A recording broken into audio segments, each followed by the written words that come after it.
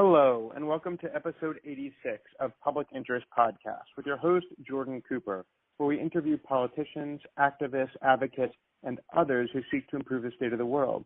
We are here today with Marc Epstein, Professor of Religion and Visual Culture on the Maddie M. Haskell and Norman Davis Chair in the Religion Department at Vassar College, and he will assume the directorship of the Jewish Studies program. Marc, welcome to the show. How are you doing today? I'm great. I guess I fall into the category other, as I'm neither a politician nor quite an activist. But maybe you can sell me on activism. Well, you do quite a lot to improve the world. So the first thing I'd like to ask you is, what are you currently doing, or what have you ever done to advance the public interest, and why? Okay, that's a great question. Well, I have to say that working as I do in an elite liberal arts college on the East Coast, this is, we're often the butt of a lot of negative comments. Being elite, being liberal arts, being all those things that everybody thinks are so distant and divorced from the real reality of the world and of advancing the public interest. But I can tell you that in my 26 years of being a college professor, I've had the great privilege to touch so many lives and to be in communication with so many people over, it's not even, Jordan, the issues themselves or the facts or the information. It's how they're transmitted and how we learn about things and how we open our minds when we're in the kind of environment in which I teach to a variety of different kinds of possible ways of looking at the world. And so I would argue that it's really in the public interest to study, let's say, medieval history, as I do with students, or religious art, or ancient Jewish texts, because it's not specifically the thing that we're studying, but how we study. I would like, and I think I have to a certain extent in my career, to prepare my students to go out in the world and to be that person. Let's say they're going to become, physicians, right? To be that physician who noticed, God forbid, the little gray spot in the X-ray before anybody else did.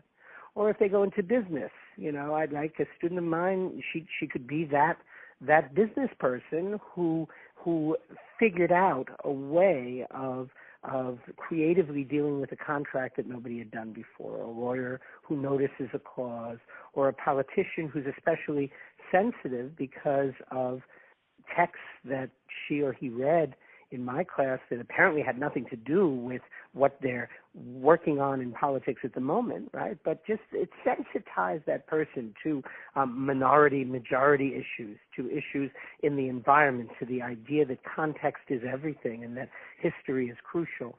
And so, in a way, I think preparing my students to go out, and many of them assume leadership positions in the world, to show them that the world is a place in which their education enables them to be open to looking and seeing and discovering things that they might not have otherwise. There's one other thing, which is this, but you can't tell any of my students. My students tend to think that I'm thinking about them all the time. So they're like, Professor Epstein, I didn't do this paper, and I know I'm 43 minutes late, And really what I'm thinking about is, I have to buy groceries, I have to eat dinner, like normal things, right? They think I'm always in their consciousness. They think, I should say, that they think they are always in my consciousness.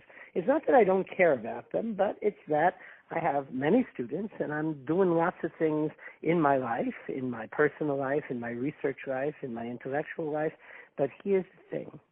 I really relish the opportunity when a student says to me, oh, I couldn't do this in time, I need a break. You know why that is?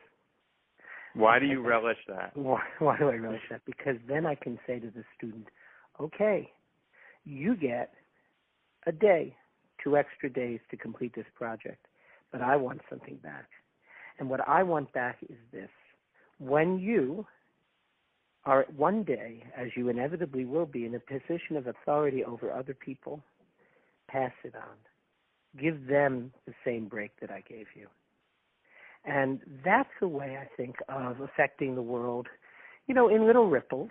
It's not as dramatic as discovering a cure for cancer. I'm sure you could interview many academics who are solving the world's water problems or making peace between the Turks and the Kurds or, any number of practically applicable disciplines. What I do is a little more subtle, but I love doing it because it takes people by surprise. They realize in the end that they've learned a great deal, even if the material itself is, interesting, fascinating, but they didn't think the material would have an impact on their lives. And sometimes the material does have an impact on their lives, but more often it's the method. It seems that it's not the content that drives a service, but what you really teach is a way of approaching the world and presenting context and thinking in innovative ways. You teach a way of critical thinking and analysis such that individuals can approach questions and challenges in the future in an independent and thoughtful way that will allow them to add value in the future. So it's almost as though you improve the world by creating these students who later go on and improve the world in their ways. So the students are your agents of change. Does that sound like a close approximation of what you've said? That sounds like something that someone who was a student of mine and learned, I think, quite well how to articulate these ideas, was able to articulate. Yes, I couldn't have put it better. I couldn't have put it better myself. But I should add the following: it's not that I'm turning anybody into anything. I think I'm just tapping innate talents that we all have, and that we tend to be sort of lazy about using. And it's not, when I say that, it's not an accusation. It's just that when we look at a problem, sometimes either through luck, often through sort of blind luck, or simply through the fact that the solution is somehow inherent in the problem, we tinker with the problem a little bit and we find a solution and we apply the solution, right? But in fact, what's interesting about academia and what's interesting about looking at the problems that we look at, which are generally texts or images, or there are many, many ways into such things. And sitting in a classroom with a group of excited and bright students, you'll find that everybody has her or his individual key to the problem. And what we do is we put all the keys on the table and we try them in the lock, and we realize that there's no template for the ultimate or the perfect key. And so what I would regard my task as being is to be able to show every individual that there is more than one key to any door, more than one solution to any problem, and in fact that when we sit together and we contemplate different approaches, because of our various different strengths, we'll come up with really a myriad of ways of solving the problem, sometimes equally well, sometimes there are better solutions and less good solutions, but that inspires us when we are out in the world, either to connect with a group of other people who are invested in solving problems, or even when we are solving a problem in and of ourselves, to think about solutions as being multiplex rather than being singular. And it sort of jars us out of our complacency and our sort of laziness. Oh, this worked, And in fact, one of the exciting things I think about approaching texts and ideas and historical events in humanities and social sciences is that there is a certain comfort in doing things the same way, especially if it works. But people who've really learned the lessons of the humanities and the social sciences in academic environment, sometimes just for the hell of it, just to keep their hands in it, just to be practiced in it, just to be facile in it, they'll try different solutions. And so you're saying there doesn't even need to be an obvious, tangible benefit from the outset of seeking a different solution, but merely a joy of learning and an encouragement of innate curiosity is what will actually lead to beautiful things like art, but also potentially to productive things in business or medicine that you otherwise wouldn't have seen if you were restricted with blinders about what actually would add value to something before you even start. Value is added. So what is beautiful in art is just aesthetically beautiful. It's good for the soul, right? But what's beautiful in terms of strategy is actually what is effective and value-adding in business or medicine or any of the more concrete disciplines. Also, I think it's someone once said, and I love it. I think someone said, ships are safe in harbor, but that is not where ships were meant to be. And one of the most profound things that I can teach students is to move out of their comfort zone. And to, people tend to stick to the things that they're good at. But if we want to add value, and if we want to progress, and if we want to have beautiful solutions that are not only beautiful because they're innovative and because they're aesthetic, but because they solve the problem in a way, that's new, that's maybe more efficient, that more people can understand, we need to move out of our comfort zones. We need to move out of our comfort zones. How do you concretely use a medieval Talmudic text to help students move out of their comfort zone and approach new ways of learning? And how do you use that text as a crux to instruct them in how to approach a problem in a new way and be innovative, independent, critical thinkers? Right. Well, I prefer not to give a Talmudic example because that requires some background, and I don't think we have the time to do that. But let me just give you an example of the way I look at biblical commentary in a particular instance. Okay. So I was studying with my students a passage in the book of Exodus. You've seen the movie probably, so you know the book of Exodus, where Moses is standing by a bush that's burning and it's not consumed. And God at that moment speaks to Moses and says, "What is in your hand?" Right? And Moses replies, "A staff." Right?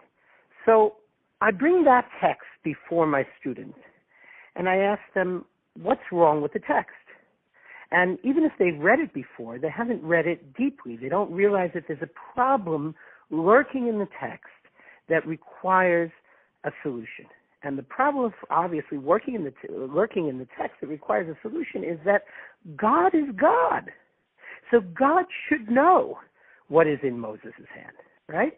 So the first thing that the student has to do is look at something that might be familiar to her or him and say, oh, I didn't even realize there was a problem here.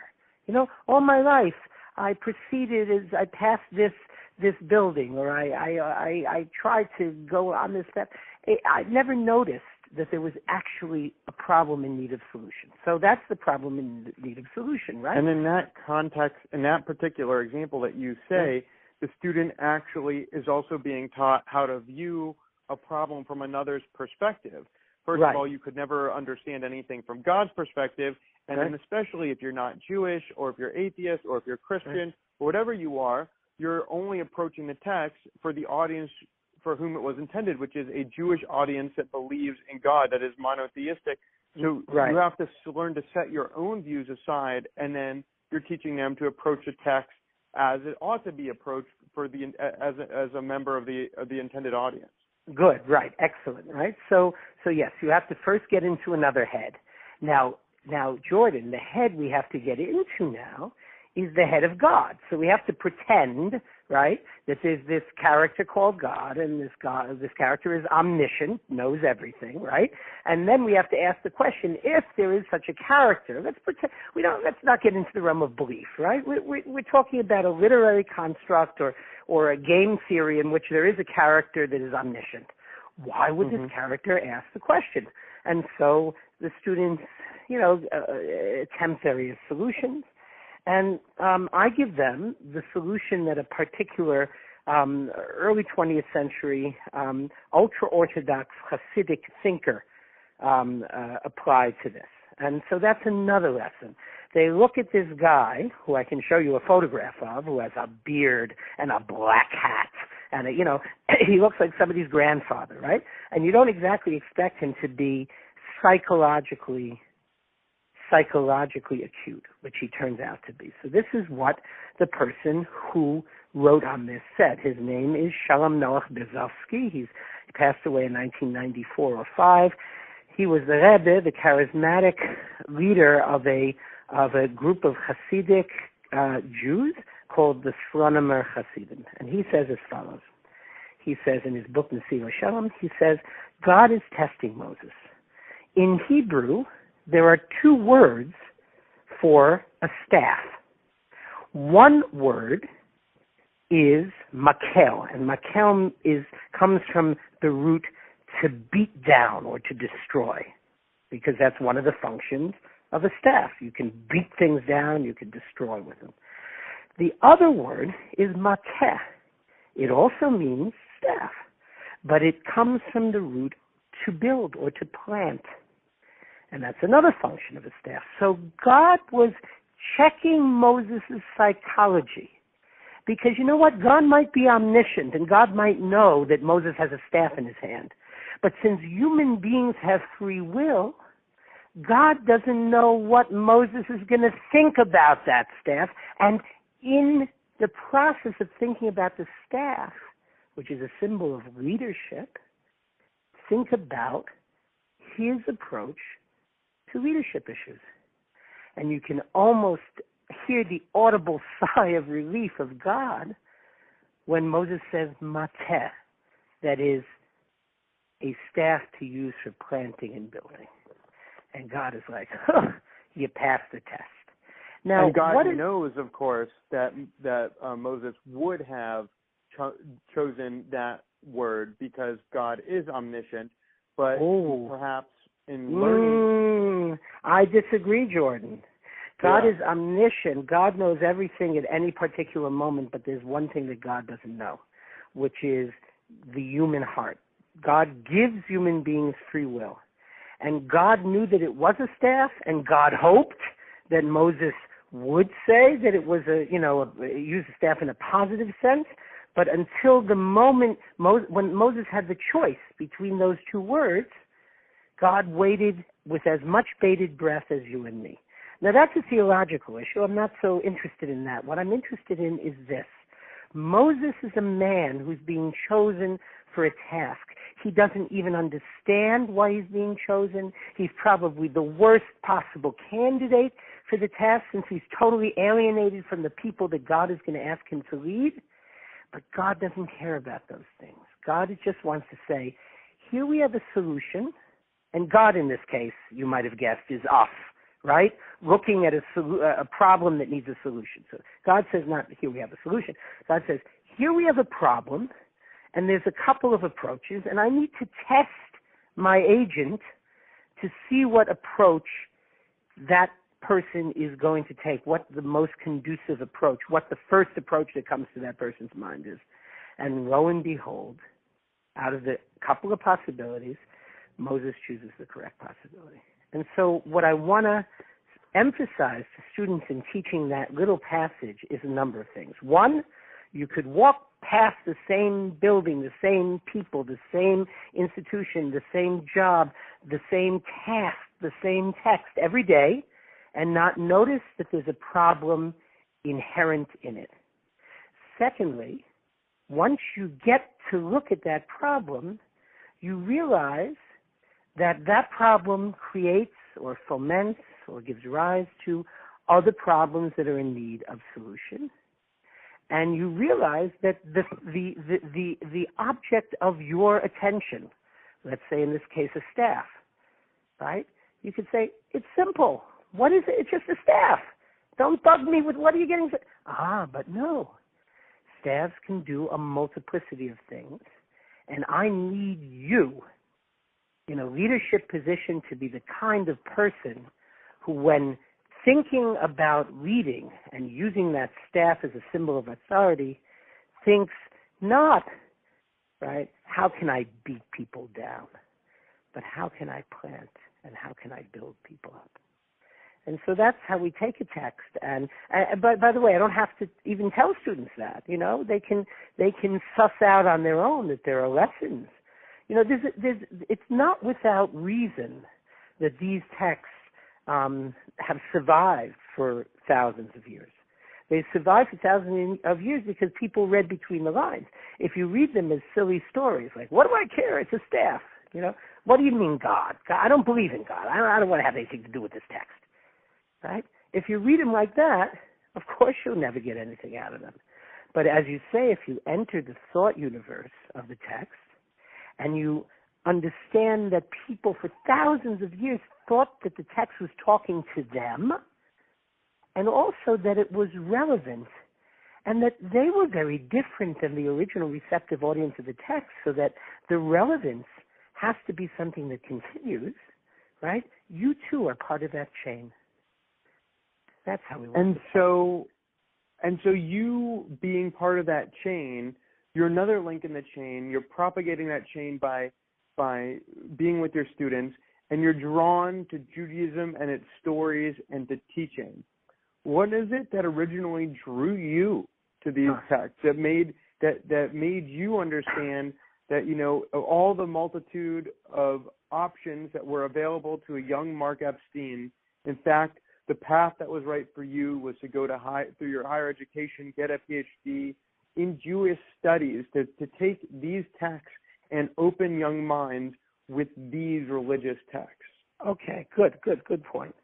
Well, what can I say? I was always a bookish kind of person. It started out as a sort of a selfish move, right? Here was a way that I could remain perpetually in school. I could remain perpetually reading. But I was also somebody who was very much compelled by the fact and fascinated by the fact that I knew people for whom these old texts really meant something very fresh and very present. And I was intrigued by the idea that I could bring these texts, I could translate these texts in a way, and I don't mean only translate the language. I could translate them into a cultural context where I would have students who didn't believe in God, didn't have anything to do with Judaism, didn't know the language, lived in the 20th and 21st century, right? And I loved the idea that I could say, aha, let's see how we can make this relevant to you without ever asking you to believe in God, to think that the Jews were anything special, to know Hebrew or Aramaic or Yiddish or any of these languages, right? But where is the hook for you? And I enjoyed, watching students find the hook for them. The other thing is that when I began, I was not in Jewish studies. In fact, in college, I was an art history major. And I was really into art history, and I still am. And one set of texts that I work on are images, in fact, right? So your latest book, in fact, is all about specific Jewish images. Yes, Skies of Parchment, Seas of Ink, Jewish manuscript illumination. And so I'm interested in books and the images in books. So I was an art history major in college. And I never took a religion course because at Oberlin, where I took my undergraduate degree, the religion department, they were nice people. They were these sort of cordial Protestant people, and the art students were very cool and stood around on street corners and smoked cloves and wore black and talked about Derrida, But eventually, when I got to graduate school, I realized that religion, not in terms of belief, but in terms of being a field in the humanities, was the first and one of the most interdisciplinary fields you could ever imagine. So to teach and to learn religion, you can connect with art and politics and sociology and biology and anthropology and psychology and textual studies. And, there's so many approaches into religion. And I guess that was my becoming a religion graduate student and eventually getting a PhD in teaching religion was the result of something that happened to me in graduate school, a sort of shift in attitude. And I developed this philosophy, which is really my philosophy of life. Are you ready for my philosophy of life, Jordan? Please indulge me. Okay. If it increases conversation, it's good, and it should be encouraged. If it decreases or shuts down conversation, it's bad, and it should be limited. And what I realized is I could have more and better conversations as a scholar of religion, because now I wasn't just talking about the elegant contrapposto of a Greek statue or the historical origin of a particular manuscript, right? I was talking about religion in ancient Greece, right, which was both about art and aesthetics and sociology and economics and, all many different things all at the same time. And so I found that religion was a field which, for me, increased conversation. And if I teach my students anything, it's that they should put themselves in situations and environments where they can increase conversation. Well, that has been Marc Epstein, professor of religion, visual culture in the religion department at Vassar College, who will assume the directorship of the Jewish Studies program, who speaks of seeking to increase dialogue, promote conversation, reduce those things that inhibit dialogue in a culture and a society in which there is a lot of fracas and divisiveness. Marc is trying to create a generation of students who become adults, who become leaders in society, who don't necessarily take their everyday lives and revolve them around Renaissance, medieval era texts. But what he does is he seeks to create minds and souls. In fact, the very notion of an alma mater in Latin is a soul mother. And it seems as though there's hardly a more truer statement can be applied to what Marc does than to nurture the very souls of the students spiritually, in terms of an appreciation of the humanities, an appreciation of each other, and a sense that we are all part of a historical fabric that stretches back 6 millennia or more, and that through Judaism you have a direct line into a wonderful, beautiful narrative of humanity that each and every one of us has inherited today by being a student of those texts, and that those truths that applied to our species so long ago remain as relevant today as they ever did. And in that way, Marc improves the world by creating more opportunities for dialogue. Marc, thank you so much for joining us today. It's been a pleasure. Thank you, Jordan. And that has been episode 86 of Public Interest Podcast with your host, Jordan Cooper, where we interview politicians, activists, advocates, and others who seek to improve the state of the world. Thanks for joining us, and we'll talk to you next time.